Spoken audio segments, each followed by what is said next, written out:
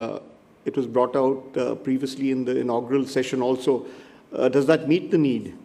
And I would also request you to sketch out, future defense technology skills that would be needed, the key problem areas therein, and defense tech core competencies that are needed, and where the gaps hurt the most.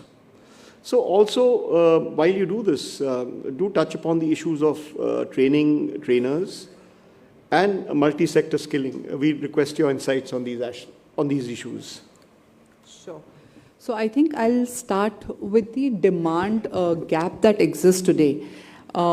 When we talk of the IT sector is not limited only to, the technologies that are, currently covered into IT sector, it is not just limited to IT sector. We all will agree that it is cross-sectorial now. So IT is not just limited to IT companies, it is very well being embedded in healthcare sector, in telecom sector, agriculture, every sector you talk about. India, I think, has identified 36 sectors, and all sectors are either they have already adopted AI or the technologies, or they are going towards that domain. Now, if I talk of so I won't say IT per se, but the digital gap or the digital demand that exists today is basically surpassing the supply by 8 to 20% already, right? And if we talk of the defense tech, definitely the uniqueness that it brings in. It's not just about engineering. It's not just about manufacturing. Now, the technological changes in terms of AI, cybersecurity, etc., is also coming into defense tech. So it is making it more unique, but also more complex. And that is why the demand gap that we see in that particular domain is another 20%. So that demand is huge, and it is increasing day by day. And if we don't intervene at the right time, by 2030, the demand is expected to reach somewhere around 50%. The gap that is just holding on, say, 20% is going to reach to 50% in next 5 years.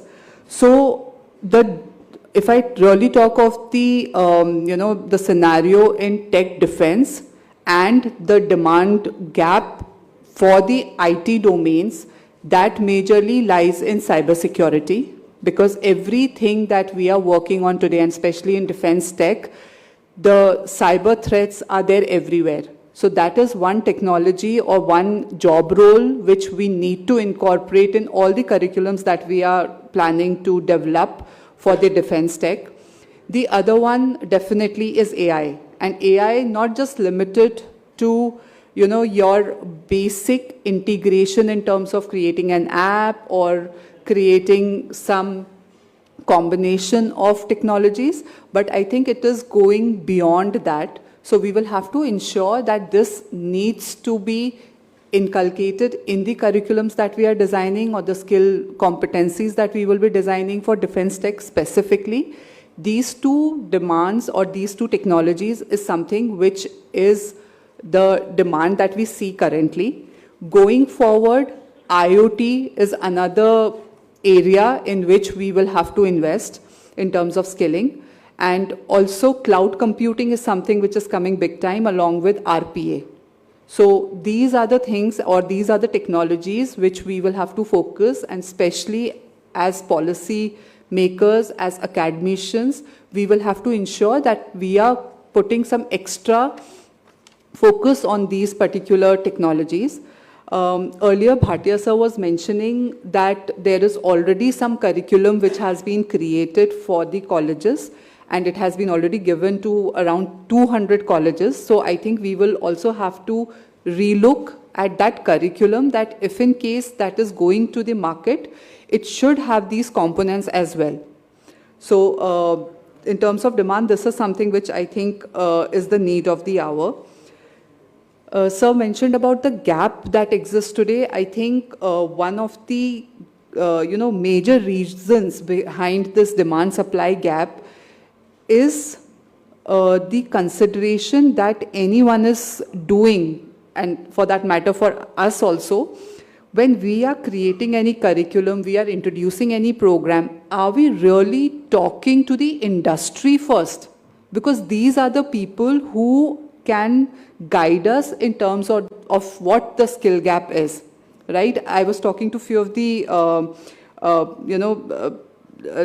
people who have attended this program. So and everyone mentioned the same thing, that in spite of so many efforts happening in the skilling domain in education sector, still the kind of, participant or the kind of employee that they are looking forward for is still not there, right? So I know we have our own experiences being in the academia for, I think, almost, I can see academicians, from, I'm assuming you might be there from almost 20, 30 years. But ultimately, the learners are going to the industry. So we should take the industry's point of view first, and not just point of view, but pain point, I must say. So what exactly are their pain points? What are the skills that they are looking forward for? That should be our main priority. And then we should, design our curriculums, then we should design our programs for any, and sir just mentioned that what can be the best scenarios, what are the best skilling models. The best skilling models are the ones in which we are pulling all the three stakeholders: government, industry, and academia. Until and unless we are not bringing all these three together, we cannot be successful. So all the models that are working today are, successful only if this combination is in place. So I think that is the major pain point on which I think we all should work on. At NASSCOM, we are putting special focus on capacity building, and under that, the concept of train the trainer, which I think is the need of the hour, that is being taken care of. So what we basically do is, from our particular sector, we pick up experts who further train other people or other trainers in that particular domain, so that those trainers can further train at mass. So that is something which is available with, I think, every sector skill council. I can talk of NASSCOM because we are doing it for the IT and ITS industry. But yes, this facility is available with every other sector skill council as well.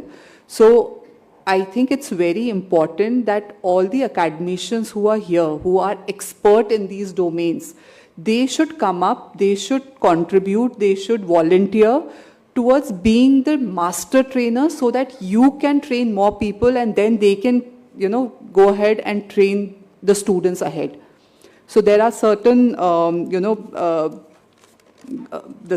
certifications, etc., or recognition that government also does when you become a master trainer. But I think the bigger vision should be to contribute and be able to create that workforce that can, further then disseminate the information that you already have to the learners at the end of the day. Sir also talked about the multi-sectorial combinations. I think that is already in progress. A lot of sector skill councils are working together now to ensure that whatever is available with one sector skill council, the other sector skill council can also take advantage of it rather than building it from the base. For example, recently we had a collaboration wherein the IoT capacity or the IoT expertise were being given to the drone technology, which was being handled by the Agriculture Sector Skill Council. So these kind of collaborations are already happening, but I think with defense tech coming into picture, as of now, we were not able to contribute. Now we are having an MOU today.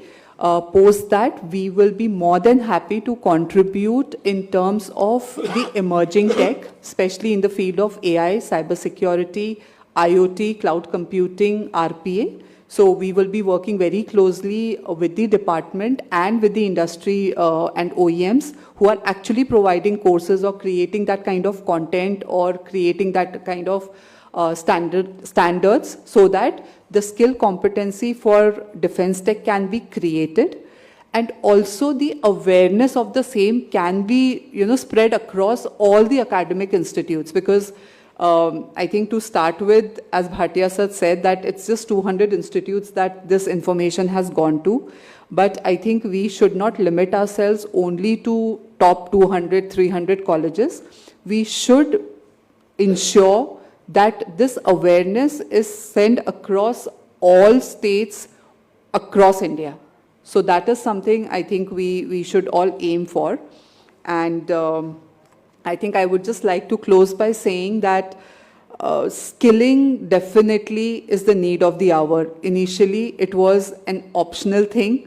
So we have to ensure that like we have created our curriculums, like we've created our standards in education, we should also, you being the academicians, so you should also come forward and help us in creating the right kind of competencies in terms of skills as well. We need to create those standards in skilling ecosystem as well, so that the learners are learning in academic institutes, and post that if they do some skilling initiatives or they take some skilling programs, they benefit out of it. It is completely aligned to the industry need, and ultimately they are able to contribute towards the Viksit Bharat that we are looking forward for in 2047.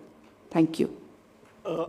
I'd just like to request you to illuminate the audience and all of us about a couple of issues.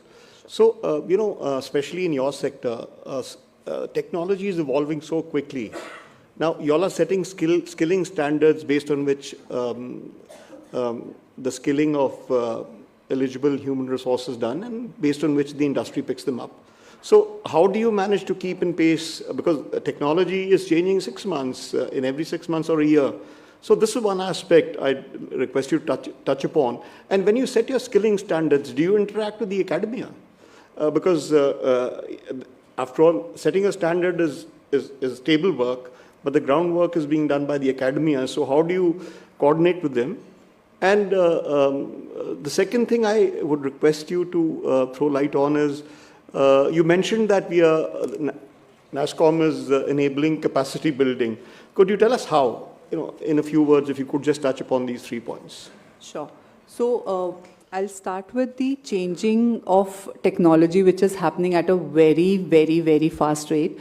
And just to ensure that there is no gap between what the industry requires and what the learners should learn, especially in the academic institutes, because we all understand in academia, changing syllabus is not possible so frequently, right? You have your own board of studies, then you have to pass the curriculum, and there are a lot of discussions that happen around that.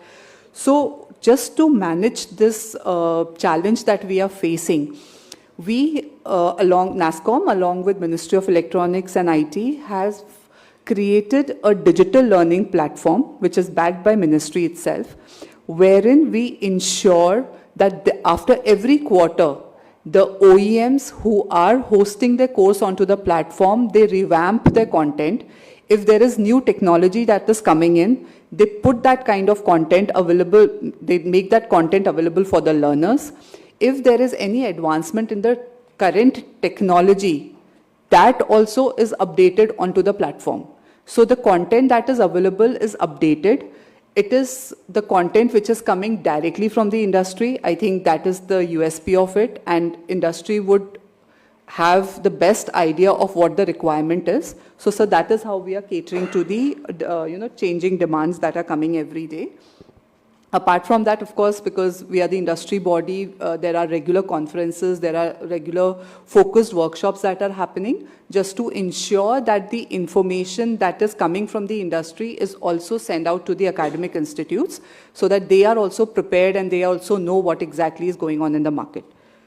While you were mentioning that, how are we taking any suggestions from the academia while creating the skill competencies? Yes, we do have some input from the academia while we create any standard.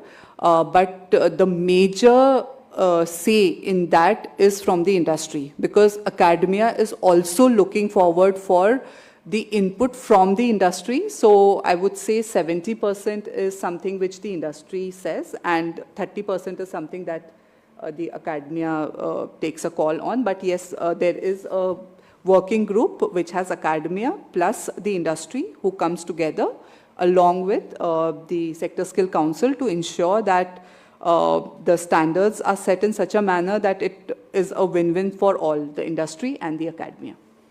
Thank you, Priyanka. I take it that in our endeavor, NASSCOM is willing to join the efforts of the government in establishing standards and setting up the centers of excellence that we are seeking do along with the industry and academia.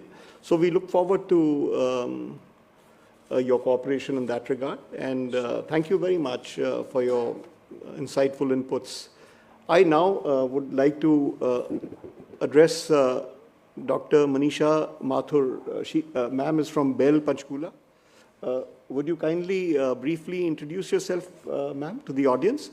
And what we'd like to know is how is the public sector,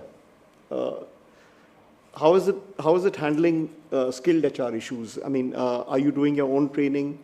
And I understand that we all would understand that you have an entry scheme, you have those, but then I'm specifically referring to the manpower you need on the shop floor.